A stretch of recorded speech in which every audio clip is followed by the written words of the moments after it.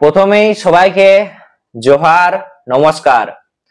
গত 8ই অক্টোবর সকলে হয়তো জানো যে গত 8ই অক্টোবর আদিবাসী কর্মী সমাজের ডাকে পুরুলিয়া শহরের পাশে যে দুলমি বাইপাস রোড রয়েছে, সরকারি প্রস্তাবিত যে নতুন বাস স্ট্যান্ড সংলগ্ন এলাকা রয়েছে, সেখানে একটা বিরাট প্রতিবাদী সভার ডাক দেওয়া হয়েছিল।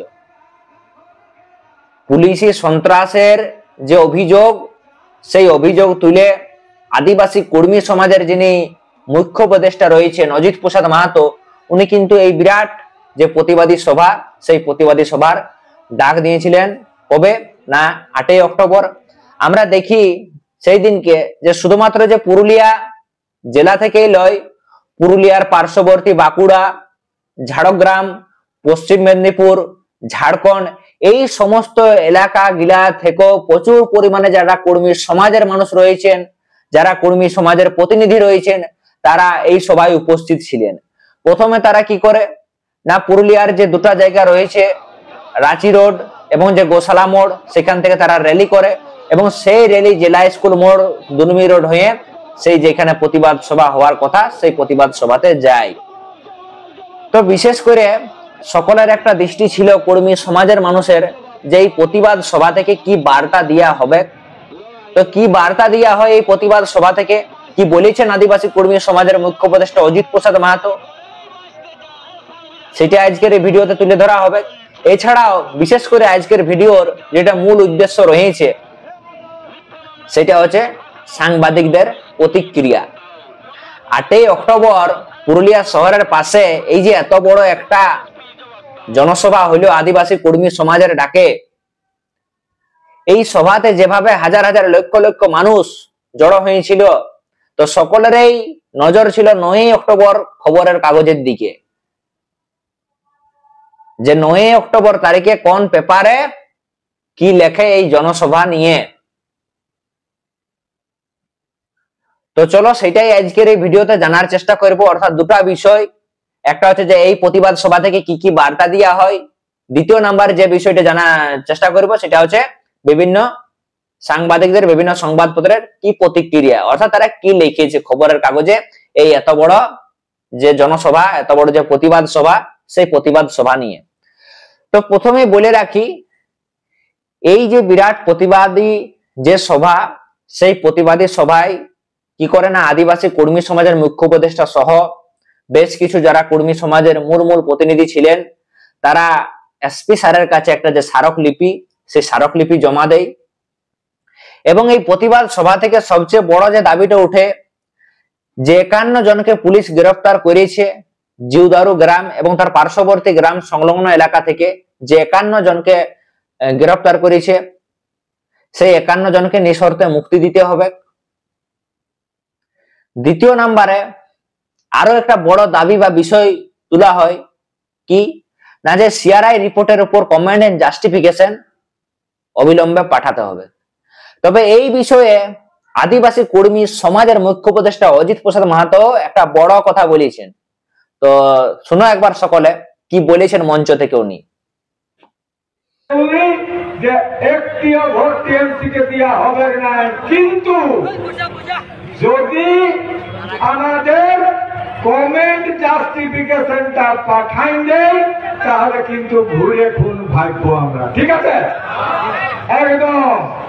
তো দেখলে বন্ধুগণ, এই দিন কিন্তু আদিবাসী কর্মী সমাজের মুখ্য উপদেষ্টা অজিত প্রসাদ মাহাতো উনি কিন্তু মঞ্চ থেকে একটা বড় ঘোষণা করেছেন।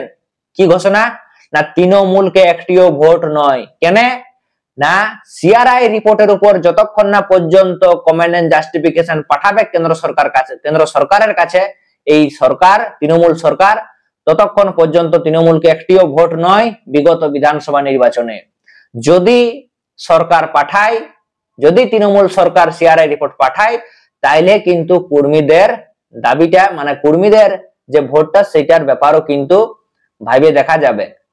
তো এখানে পরিষ্কার সরকারের উদ্দেশ্যে কিন্তু উনি একটা বড় বার্তা, সেই বার্তা বা মেসেজ ছুড়ে দিয়েছেন, যে যদি সিআরআই রিপোর্টের উপর কমেন্ট এন্ড জাস্টিফিকেশন সরকার না পাঠায়, তাহলে তৃণমূলকে একটা ভোট লয়, আর যদি সরকার পাঠান দেয় ভোটের আগে, তাহলে কিন্তু বিষয়টা ভাবে দেখা যাবে। তো এটা হলো দুটো বড় ঘোষণা। এবার তৃতীয় নাম্বার আরো এই মঞ্চ থেকে একটা বড় ঘোষণা করে। সেই ঘোষণাটা কি না, কোটশিলাতে যেহেতু যারা আন্দোলনকারী এবং পুলিশের সাথে একটা সংঘর্ষ বাঁধে, তো তাই এখানে অজিত প্রসাদ মাহাতো এখানে একটা বড় ঘোষণা করেন যে গত আগামী 26শে অক্টোবর কোটশিলা থানা ঘেরাও অভিযানের ডাক দেওয়া হয়। তো মূলত এই মঞ্চ বা এই মাচা থেকে এই তিনটা বড় ঘোষণা করে যে এক নিঃশর্তে মুক্তি দিতে হবে আন্দোলনকারীদের, এই দাবিটা কিন্তু পুরুলিয়া জেলা পুলিশের কাছে তুলে ধরা হয়। তারপরে দ্বিতীয় নাম্বার সবচেয়ে বড় দাবিটা, সবচেয়ে বড় ইস্যুটা কি তুলে ধরা হয় না, সিআরআই রিপোর্টের উপর কমেন্ট জাস্টিফিকেশন পাঠাতে হবে। এবং তৃতীয় নাম্বারে বলে যে কোটশিলা থানা ঘেরাওয়ের ডাক দেওয়া হয়। তো এই হলো বন্ধুগণ সেদিন মঞ্চ থেকে ঘোষণা করা হয় এবং সেদিন এই মঞ্চে উপস্থিত ছিলেন, দেখতে পাচ্ছ সেদিন এই মঞ্চে উপস্থিত ছিলেন আশু পার্টি থেকে যিনি একমাত্র সাংসদ রয়েছেন গিরিডি লোকসভা কেন্দ্র থেকে সিপি চৌধুরী। এছাড়াও উপস্থিত ছিলেন মান্ডু বিধানসভার যিনি বিধায়ক রয়েছেন তেওয়ারি মাহাতো। আরো ঝাড়খণ্ডের অন্যান্য যারা কর্মী সমাজের প্রতিনিধিরা ছিলেন তারাও কিন্তু এই মঞ্চে উপস্থিত ছিলেন। এরপর চলে আসি সাংবাদিকদের প্রতিক্রিয়া নিয়ে। বিভিন্ন সংবাদপত্রে বিভিন্ন ধরনের প্রতিক্রিয়া দেওয়া হয়। বিশেষ করে আমরা পুরুলিয়ার যে সমস্ত লোকাল সংবাদপত্র রয়েছে, মানভূম খবর, এছাড়াও আমার পুরুলিয়া, তো এই ধরনের সংবাদপত্র গুলাতে যদি আমরা প্রতিক্রিয়াটা দেখি, তো এখানে বিশেষ করে মানভূম খবর এই যে দেখতে পাচ্ছ, এখানে কিন্তু উনি কর্মী সমাজের যে আন্দোলন প্রতিবাদ সভা, সেই প্রতিবাদ সভাতে যেভাবে জনজোয়ার হয়েছে সেটা কিন্তু উনি পরিষ্কার উল্লেখ করেছেন। যেভাবে হাজার হাজার লক্ষ লক্ষ মানুষ তাদের যে জাতিসত্তার টানে তারা যে ছুটে এসছে এই প্রতিবাদ সভায়, সেই সমস্ত বিষয়টাই কিন্তু উনি ওনার যে সংবাদপত্রে সেই সংবাদপত্রে উনি তুলে ধরেছেন। এইবার প্রশ্ন হলো, বিশেষ করে এটা তো আঞ্চলিক একটা সংবাদের কথা বললি, এবার মূল বড় বড় যে সমস্ত সংবাদপত্র গুলা ছিল তাদের দিকে সকলের নজর ছিল।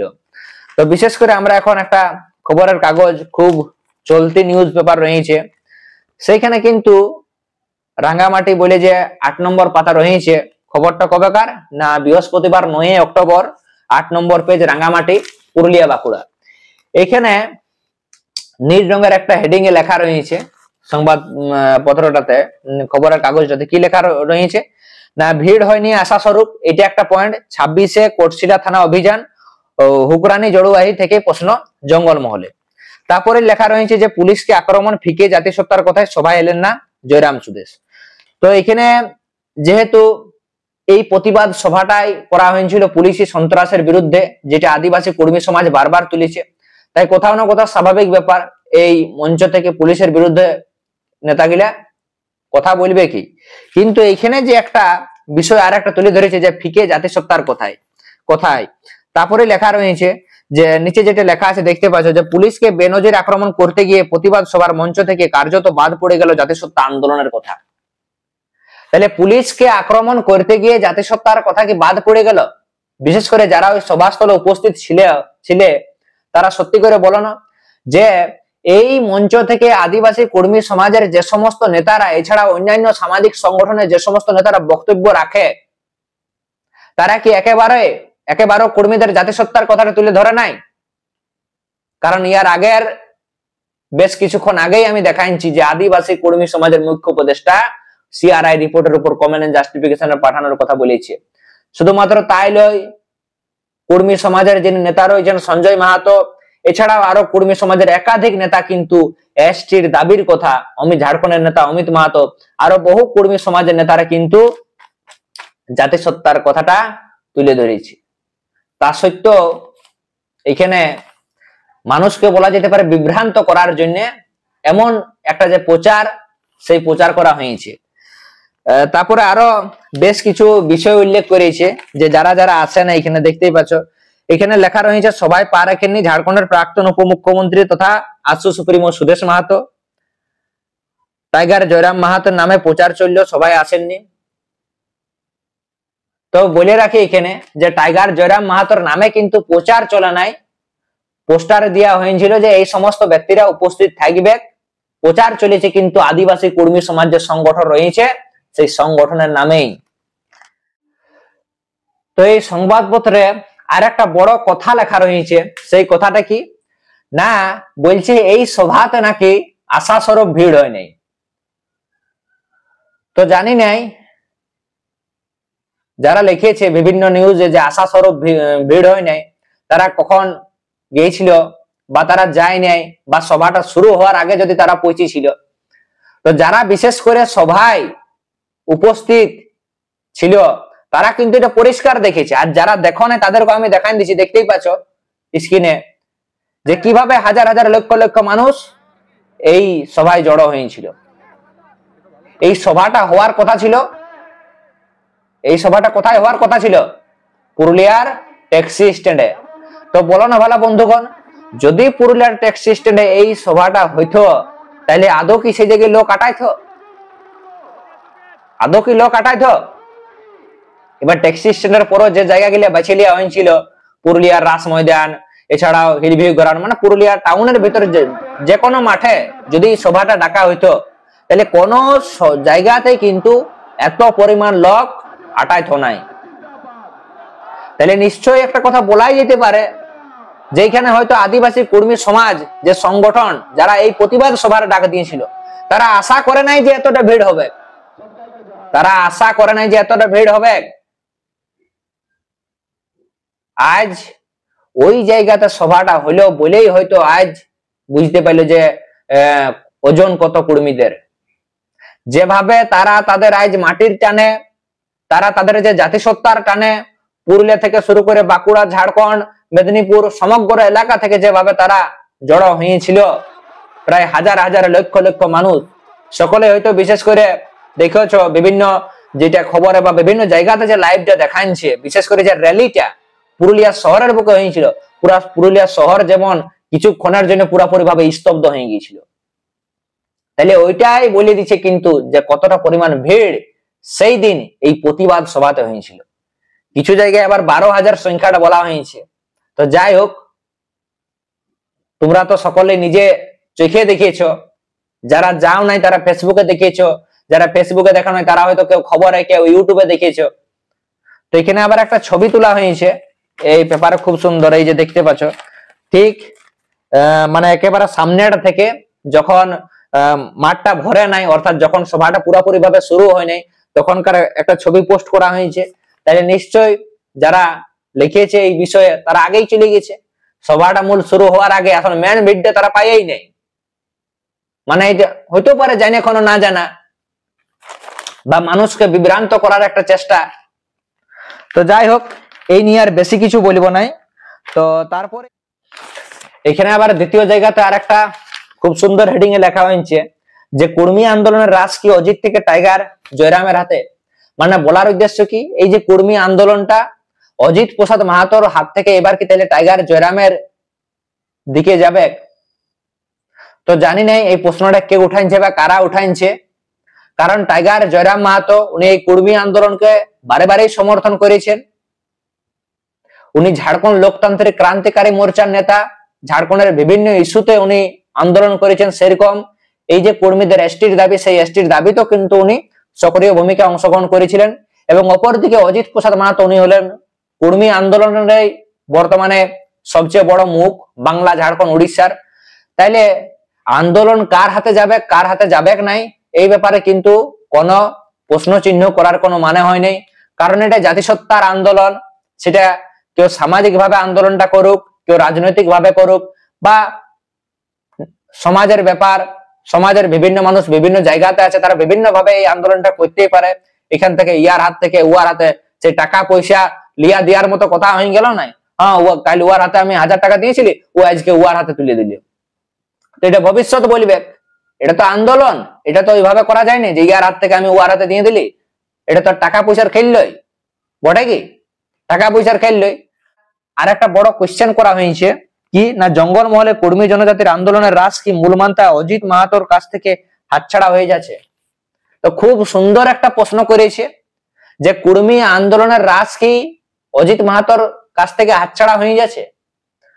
তো বন্ধুগণ, এইটা দেখতে হলে দেখতে হবে যে কর্মী জনজাতির মানুষ কার পাশে আছে। তো 8ই অক্টোবরের যে সভা, কর্মী জাতির যে প্রতিবাদ সভা, সেই প্রতিবাদ সভার কিন্তু ডাক এই আদিবাসী কর্মী সমাজের মুখ্য উপদেষ্টা অজিত প্রসাদ মাহাতোই দিয়েছিলেন। আর যেভাবে তার ডাকে হাজার হাজার লক্ষ লক্ষ মানুষ জড়ো হয়েছিলেন, তার থেকে একটা বিষয় কিন্তু এখানে পরিষ্কার যে কুর্মী আন্দোলনের রাশ কিন্তু অজিত বাবুর হাত ছাড়া হয়নি। এইখানে কিন্তু একটা বিষয় পরিষ্কার বা ক্লিয়ার। দ্বিতীয় নম্বরে আরো বেশ কিছু প্রশ্ন করা হয়েছে, কুর্মী সমাজের নবীন প্রজন্ম কি ঝাড়খণ্ডের বিধায়ক টাইগার জয়রাম মাহাতোর দিকে ঝুঁকছেন? নিশ্চয় কোন রাজনৈতিক দলের প্রতিনিধি হোক বা কোন নিজের সমাজের প্রতিনিধির দিকে, সমাজের প্রতিনিধি হোক, তারা যখন তাদের যে মূল দাবি রয়েছে সেই দাবিটা নিয়ে যখন আন্দোলন করবে, নিশ্চয়ই সমাজের মানুষ তাকে সমর্থন করবে। কুর্মী সমাজের দাবিকে যখন জয়রাম মাহাতো সমর্থন করেছে, তো নিশ্চয়ই টাইগার জয়রাম মাহাতোকেও সমর্থন করবে, কি স্বাভাবিক ব্যাপার। তাহলে ঠিক সেরকম জয়রাম মাহাতো যেহেতু সমর্থন করেছে, তাই জয়রাম মাহাতোকেও কুর্মী সমাজের মানুষরা সমর্থন করছে, এটা স্বাভাবিক ব্যাপার। তারপরে আরো একটা প্রশ্ন করেছে যে ঝাড়খণ্ডের প্রাক্তন উপমুখ্যমন্ত্রী তথা আসু সুপ্রিমো সুদেশ মাহাতো কি এই আন্দোলন হাইজ্যাক করে নিচ্ছেন?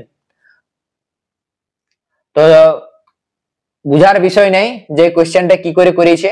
আসু সুপ্রিমো এই আন্দোলন হাইজ্যাক করার এখানে কোনো প্রশ্নই উঠছে নাই। তারপরে লেখা রয়েছে এই দুই নেতা সহ বিজেপি বিধায়ক নগেন্দ্র মাহাতো রেল টেকার সমর্থন করার পরও তারা প্রতিবাদী সভায় এলো না কেন, এ নিয়ে উঠছে প্রশ্ন। তো প্রশ্নটা এ নিয়ে জঙ্গল মহলের কেউ উঠায় নেই বলে রাখি। আর এই প্রতিবাদ সভায় যারা এসেছিলেন তাদের নামেরও তো উল্লেখ করার প্রয়োজন ছিল, যে সিপি চৌধুরী যিনি গিরিডির এমপি রয়েছেন, এছাড়াও যিনি এমএলএ রয়েছেন মান্ডু বিধানসভার। তো আর একটা প্রশ্ন রয়ে গেল বন্ধুগণ, তোমরা বলো না ভালা, আসু পার্টির যিনি একমাত্র সাংসদ রয়েছেন সিপি চৌধুরী, উনি কবে দল চেঞ্জ করেছেন? উনি কবে বিজেপিতে জয়েন করেছেন?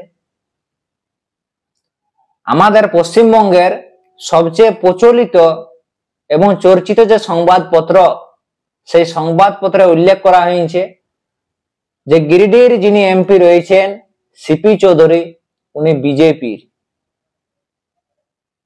একে তো আসু পার্টি থেকে একটা মাত্র এমপি আছে, আর সেটাকেও যদি কিছু লোক খাতা কলমে খবরের কাগজে যদি বিজেপির এমপি বলে চালান দেয়, যদি বিজেপির সাংসদ বলে চালান দেয়, তাহলে সেই পার্টিটা যাবে কোথায়? সেই পার্টির নেতারা যাবে কোথায়? তো বন্ধুগণ, শেষে একটাই কথা বলার, ভারতবর্ষ হচ্ছে একটা গণতান্ত্রিক দেশ, এখানে সবারই মত প্রকাশের স্বাধীনতা আছে। বিশেষ করে আমাদের ভারতবর্ষ যেহেতু একটা গণতান্ত্রিক দেশ, তাই আমাদের ভারতবর্ষের চতুর্থ স্তম্ভ হচ্ছে কিন্তু মিডিয়া, সংবাদপত্র। আর এই সংবাদপত্রে যদি এত ধরনের ভুল খবর তথ্য যদি পরিবেশন করে থাকে, তাহলে তার চেয়ে বড় ক্ষতি আর কি হইতে পারে? তো যাই হোক বন্ধুগণ, আজকে আর বেশি কিছু বলবো নাই। তো অবশ্যই ভিডিওর শেষে তোমরা তোমাদের যে ব্যক্তিগত মতামত রয়েছে সেই মতামতটা কিন্তু অবশ্যই নিচে কমেন্ট বক্সে কমেন্ট করে জানাবে। তো চলো, সকলকে জোহার, নমস্কার জানাই। আজকের মতো ভিডিওটা এখানেই সমাপ্ত করছি।